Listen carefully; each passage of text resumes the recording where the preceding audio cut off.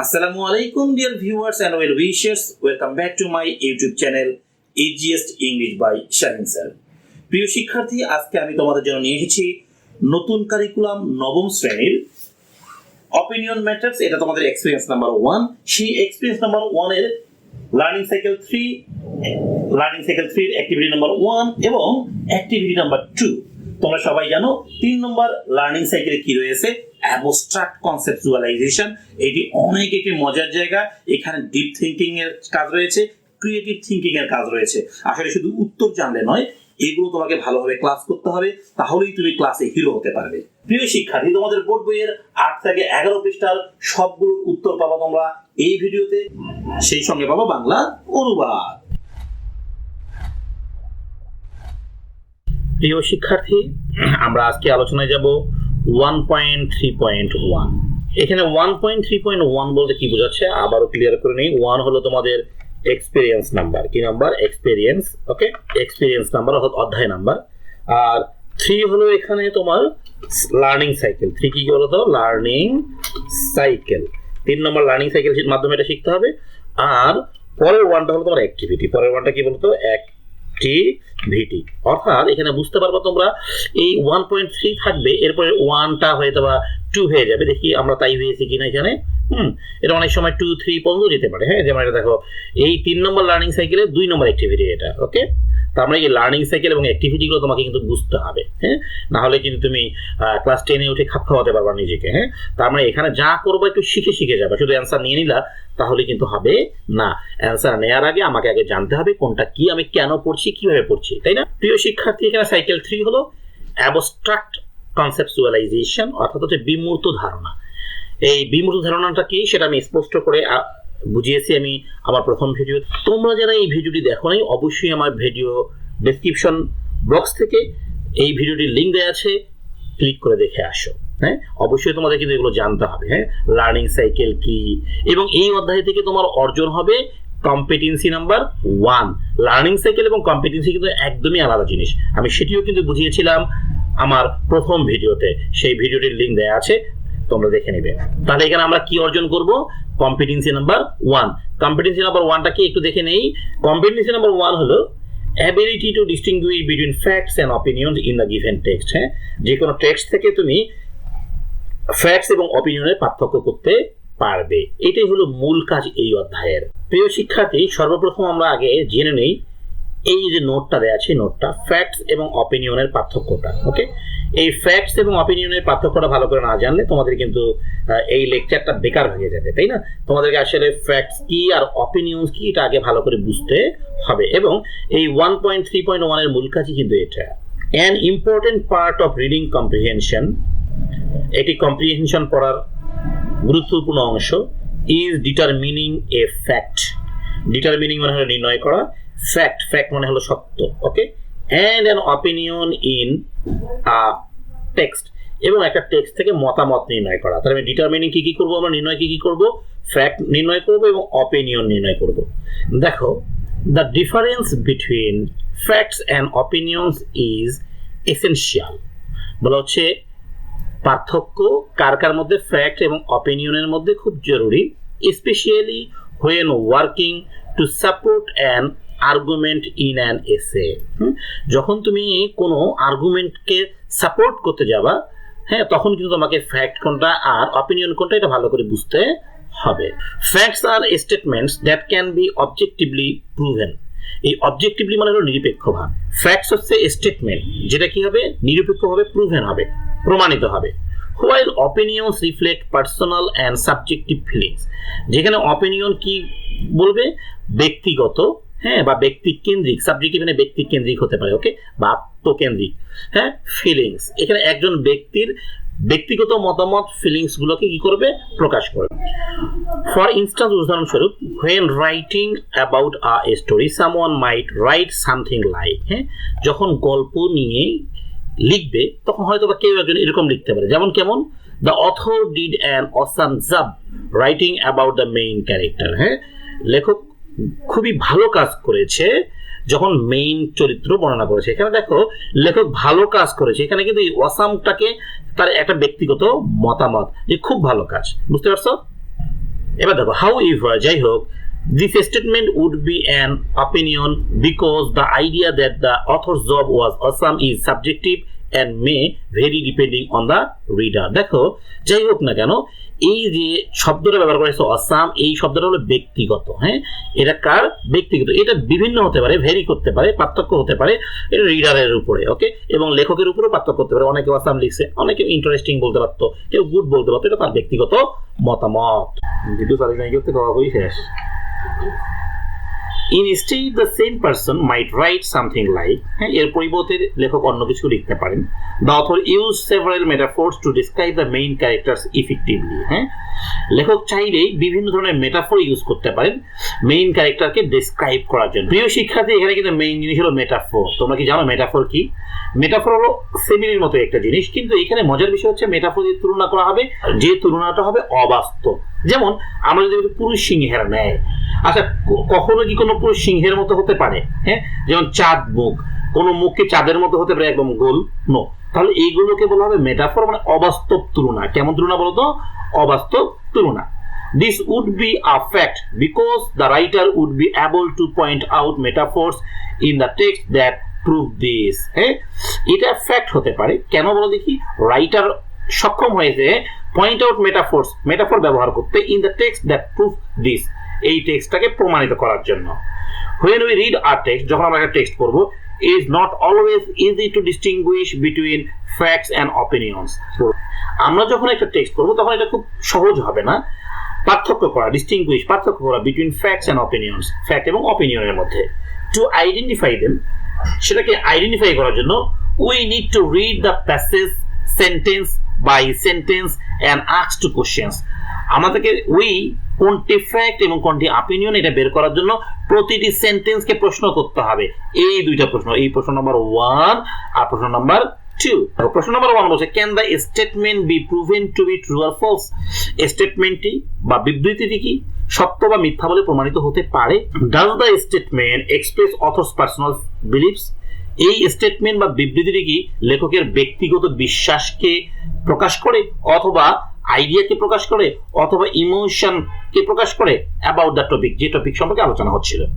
দেখো, if the answer to the first question is it can not be proven, যদি প্রথম প্রশ্নের উত্তরে বলা হয় যে না এটা প্রমাণিত হতে পারে না, the answer to the second is it does, তাহলে এটা অবশ্যই দেখা যাবে 2 নম্বর উত্তরে বলবো যে হ্যাঁ এটা হয়। তার মানে কি 2 নম্বরে কি হবে? এটা অপিনিয়ন হয়ে যাবে, অর্থাৎ যেটা প্রমাণিত করা সম্ভব হবে না সেটাই হয়ে যাবে কি opinion. Then the statement is an opinion, এই বুঝতে পারছো ব্যাপারটা? তাহলে এটা কি হয়ে যাবে? অপিনিয়ন। তাহলে ফ্যাক্ট এবং অপিনিয়নের মধ্যে প্রমাণ করাটা খুব ইজি। যে সেন্টেন্সটাকে কোশ্চেন করবা যে এটা কি প্রমাণিত হতে পারে বা এই বিষয়টা কি প্রমাণিত, যদি বলে যে হ্যাঁ এটা প্রমাণিত, তাহলে সেটা কি হবে বলতো? ফ্যাক্ট। আর যদি বিষয়টা প্রমাণিত না হয় তাহলে সেটা কি হবে? অপিনিয়ন। একটু পরে আমরা টেক্সট পড়বো এবং সেখানে প্রতিটি লাইন পড়ে আমরা পার্থক্য করার চেষ্টা করব কোনটি ফ্যাক্ট এবং কোনটি অপিনিয়ন। তোমরা ভিডিওটি শেষ পর্যন্ত দেখতে থাকো। প্রিয় শিক্ষার্থী, তোমরা সবাই আমার চ্যানেলটাকে সাবস্ক্রাইব করবে, সেই সঙ্গে আমার ভিডিওটাকে অবশ্যই শেয়ার করবে এবং কমেন্ট সেকশনে লিখে জানাবে তোমরা কে কোন স্কুল থেকে দেখছো, যাতে করে আমি উৎসাহিত হই। অন দ্য আদার হ্যান্ড, অন্যদিকে, if the answer to the first question is it can be proven, যদি প্রথম প্রশ্নের উত্তরই হয় যে হ্যাঁ এটা প্রমাণিত করা সম্ভব, the answer to the second is it doesn't, তখন 2 নম্বর প্রশ্নের উত্তর হবে কি it doesn't। কি বুঝতে পারছো? তার মানে আমরা একটি প্রশ্নকে দুটো দিয়ে প্রশ্ন করব। যদি প্রথম প্রশ্ন করা হয় এটা কি প্রমাণিত হতে পারে? হ্যাঁ প্রমাণিত হতে পারে, তাহলে এটা হবে হচ্ছে ফ্যাক্ট। তখন দ্বিতীয় প্রশ্নটা করার দরকার নেই, তখন অটোমেটিকলি বলবো it doesn't। আবার দেখা গেল প্রথম প্রশ্নটাই বলছে যে না এটা প্রুভ হতে পারে না, তখন এইটা হবে it does, তার মানে এটা হবে। তো সহজ বিষয়, একদম সহজ করে বলছি আমি। প্রথম প্রশ্নের উত্তর যদি মিলে যায় পরের প্রশ্নকে প্রশ্ন করার প্রয়োজন পড়বে না। যদি প্রথম প্রশ্নটা প্রমাণিত করা সম্ভব না হয় তাহলে দ্বিতীয় প্রশ্ন দিয়ে প্রশ্ন করলেই আমরা পেয়ে যাব opinion. You can also look for certain cues to distinguish between facts and opinions in a text. এখানে কিউজ মানে হলো ইঙ্গিত, ওকে? কিউজ মানে কি বলতো? ইঙ্গিত। তাহলে তুমি কি করবে? কিছু ইঙ্গিত খুঁজবে। কি কিসের জন্য? ডিস্টিংগুইশ, পার্থক্য করার জন্য ফ্যাক্ট এবং অপিনিয়নের মধ্যে, হ্যাঁ, in a text. Authors often use following ways to write fact. লেখক নিচের পন্থাগুলো অবলম্বন করতেন ফ্যাক্ট লেখার জন্য। The research confirms it is correctly discovered that recently finding several that according to, তারপর সোর্সের নাম থাকবে। এগুলো দিয়ে লেখক কি করার চেষ্টা করতেন, ফ্যাক্ট খোঁজার চেষ্টা করতেন, যে রিসার্চ কনফার্মস, যে গবেষণায় প্রমাণিত হয়েছে, হ্যাঁ, ইট ইজ রিসেন্টলি ডিসকভার্ড, এটা কিছুদিন আগে আবিষ্কৃত হয়েছে, রিসেন্টলি ফাইন্ডিংস, কিছুদিন আগে খুঁজে পাওয়া গেছে, হ্যাঁ, রিভিল দ্যাট, কোনটা, যে বিষয়টা তোমাকে ফ্যাক্ট বলতে চাচ্ছ। ওকে, অ্যাকর্ডিং টু সোর্স, সোর্সের নাম বলতে পারে, according to Daily Star, according to some newspaper, এরকম কিছু বলতে পারে।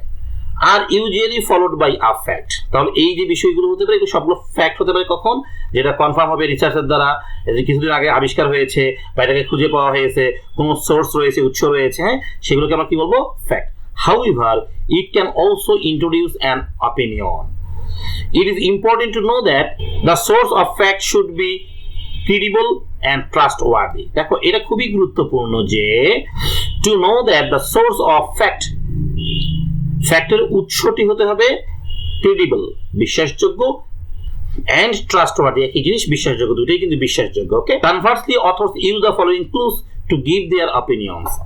এবার দেখি অপিনিয়ন দেওয়ার জন্য লেখক কি কি পদ্ধতি অবলম্বন করতেন। I think, I believe, I feel, in my opinion, হ্যাঁ, some people think, my friends think, my parents think, some people claim or argue, he or she claims or argues. Okay, দেখো তাহলে যেখানে আই থিঙ্ক থাকবে, I believe থাকবে, I feel থাকবে, in my opinion আমার মতে, হ্যাঁ, সাম পিপল থিঙ্ক, হ্যাঁ, মাই ফ্রেন্ডস থিঙ্ক, হ্যাঁ, আমার বন্ধু মনে করতেন, মাই প্যারেন্টস থিঙ্ক, আমার পিতামাতা মনে করতেন, সাম পিপল ক্লেম, কিছু মানুষ দাবি করতেন বা আর্গিউ, যুক্তিতর্ক দিতেন, হ্যাঁ, হি অর শি ক্লেমস, সে দাবি করতেন বা আর্গিউ, যুক্তি দিতেন। তাহলে এইগুলো দিয়ে আমরা কি বুঝবো, opinion.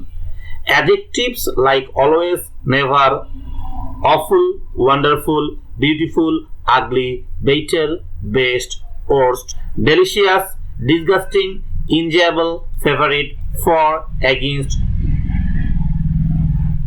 good, bad, inferior, superior, oppose, support, terrible, unfair, worthwhile. প্রিয় শিক্ষার্থী মনে রাখবা, এই অ্যাডজেক্টিভ গুলো আমরা যে জায়গায় পাবো সেগুলো অবশ্যই হবে অপিনিয়ন। তাহলে এই অ্যাডজেক্টিভ গুলো কিন্তু আমাকে মনে রাখতে হবে। ওকে, তাহলে এই অ্যাডজেক্টিভ গুলো কি কি আছে একটু দেখে নিবা, ভালো করে দেখে নিবা। তাহলে এইগুলো যে লাইন গুলোতে পাবো, যে সেন্টেন্স গুলোতে পাবো, সেগুলো হবে কি, অপিনিয়ন। তারপরে এই উপরে যেগুলো আছে এগুলো পেলেও কি হবে, opinion. Learning to tell facts and opinions is one of the most important skills. বলা হচ্ছে ফ্যাক্ট বলা বা অপিনিয়ন বা মন্তব্য বলা is one of the most important skills. এটা একটা গুরুত্বপূর্ণ দক্ষতা। It is not only helps us to analyze information and distinguish between facts and opinions. এটা শুধুমাত্র আমাদেরকে অ্যানালাইজ, গবেষণা করতে, ইনফরমেশন, তথ্যগুলো, অথবা distinguish between facts and opinion, শুধুমাত্র ফ্যাক্টস এবং অপিনিয়ন্সের মধ্যে পার্থক্য করতে নয়, বাট ইট অলসো অ্যাসিস্টস, এটা আমাদেরকে সাহায্য করে বা সহযোগিতা করে us in choosing reliable sources, বিশ্বাসযোগ্য সোর্সকে চুজ করতে, and making our independent decision, এবং এটা আরো সাহায্য করে আমাদের ডিসিশনটাকে স্বাধীনভাবে নিতে। This skill reflects your critical thinking ability and make you more reading capable. এটা তোমাকে কি করবে, তোমার গভীর চিন্তন দক্ষতা বাড়াই দিবে, and you more reading capable, এবং তোমার পাঠ করার ক্ষমতা, রিডিং পড়ার ক্ষমতা কি হবে, বৃদ্ধি পাবে। In our daily life not everything that we here or read is always true.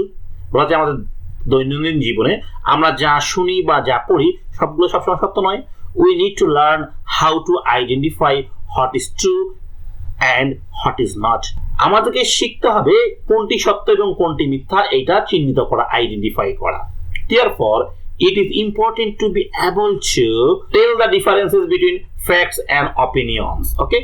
এবং এটা আরো গুরুত্বপূর্ণ কি, আমরা সক্ষম হব টেল, বলতে, কি বলতে, differences between facts and opinions. একটি সেন্টেন্স পড়লাম বা একটি গল্প শুনলাম, শোনার পরে বলতে পারবো সেটি ফ্যাক্ট না অপিনিয়ন, এন্ড ডিসাইড, এবং সিদ্ধান্ত নিতে পারবো what to believe and what is simply someone's view point, সেখানে কি বিশ্বাস করতে হবে এন্ড সেখানে কোন ব্যক্তির ভিউ পয়েন্টে কি ছিল। তো দিস হেল্পস আস রেসিস্ট, এটা আমাদেরকে প্রতিহত করতে সাহায্য করবে।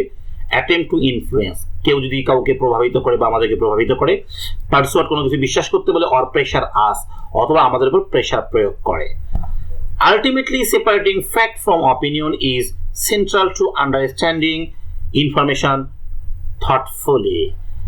শেষ পর্যন্ত সেপারেটিং ফ্যাক্ট, সেপারেটিং মানে পার্থক্য করা বা আলাদা করা, ফ্যাক্ট ফ্রম অপিনিয়ন, হ্যাঁ, অপিনিয়ন থেকে ফ্যাক্ট কোনটি সেটা বের করে নেওয়া, is central to understanding the information হ্যাঁ, থটফুলি আমাদের গভীর চিন্তনের মাধ্যমে বা চিন্তনের মাধ্যমে আমরা কোনো গল্প থেকে, কোনো স্টেটমেন্ট থেকে, কোনো পত্রিকা থেকে সেটা কি করতে পারবো, ফ্যাক্ট এবং অপিনিয়নের পার্থক্য করতে পারবো। প্রিয় শিক্ষার্থী, এবার চলে গেলাম আমরা 1.3.2 এ। ওই 3 লার্নিং সাইকেল আমাদের ওইটাই রয়েছে, শুধু অ্যাক্টিভিটিটা চেঞ্জ হয়ে গেল, এখানে 2, আগে ছিল আমাদের অ্যাক্টিভিটি নাম্বার 1। প্রিয় শিক্ষার্থী, চলো এবার ইনস্ট্রাকশনটা পড়ে নিই। Now read the note on facts and opinions. বলছে উপরে যে আমরা নোটগুলো পড়লাম সেটা আবারও পড়ো, একদিন আবারও পড়ো। And choose the suitable characteristics. Characteristics মানে হলো বৈশিষ্ট্য, এবং পছন্দ করো, চুজ করো সুইটেবল উপযুক্ত বৈশিষ্ট্যগুলো ফ্রম দ্য ফলোইং লিস্ট। নিচে একটা লিস্ট দেওয়া আছে। And arrange them in 2 columns below, এবং নিচে 2টা কলাম দেওয়া থাকবে, সেই 2 কলামে লিখতে হবে। Afterwards share your ideas. তারপর তোমার আইডিয়াটা কি করতে হবে, শেয়ার করতে হবে। শিক্ষার্থী বন্ধুরা, এবার আমরা পড়বো ক্যারেক্টারিস্টিক্স বা বৈশিষ্ট্যগুলো কি কি। Always true and can be proven. বলো তো তোমরা, এই always true and can be proven এটা কখন হবে? এটা ফ্যাক্টের সময় হবে না অপিনিয়নের সময় হবে? এটা অবশ্যই fact. Okay. An expression of belief about something. কোনো কিছু বিষয়ের উপর বিশ্বাস, এটা কি ফ্যাক্ট না? বলো তো কি মতামত? এটা অবশ্যই আমাদের মতামত, অপিনিয়ন। ওকে। এটা কেউ বিশ্বাস করতে পারে, কেউ নাও করতে পারে। Rely on observation or research. গবেষণা বা পর্যবেক্ষণ দ্বারা প্রমাণিত। আমরা কিন্তু শুরুতেই পড়েছিলাম একটা বৈশিষ্ট্য ছিল ফ্যাক্টের, সেটা কি গবেষণা দ্বারা প্রমাণিত হবে, তাহলে এটাকে আমরা কি বলতে পারি, ফ্যাক্ট।